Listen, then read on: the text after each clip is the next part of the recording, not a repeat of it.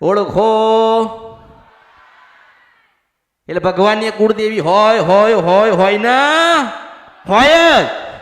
કોઈ નથી બતાવીને કોઈ નથી કીધી. એમની કુળદેવી આદ્યા શક્તિ કહેવાય કહેવાય ને ભગવતી કહેવાય કહેવાય ના. પણ જેને જે લખવું તું એ લખ્યું ને 200 વર્ષ જૂનું લખેલું હોય એ સાચું ને? તમે એવું માનો છો ને કે 200 વર્ષ પહેલા જે લખાયેલું છે એ સાચું છે? કોને લખ્યું તું? ભગવાન લખીને ગયા. શું છેલ્લે લખ્યું છે કે મેં નારાયણે લખ્યું તું? આ માણસો લખીને ગયા. ભગવાન માતાજીએ કોઈ લોકો લખ્યું?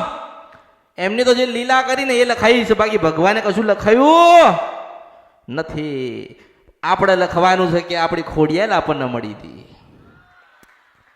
ભગવાન આ કળિયુગની અંદર આપણને મળે કે ના મળે, શિવના દર્શન થાય કે ના થાય, આપણી ખોડિયાલ કાળકાના બુટલાના બનાટના બેચરાના દર્શન કર્યા વગર ભગવાનના ઘેર નથી જવાનું. મેળડી છો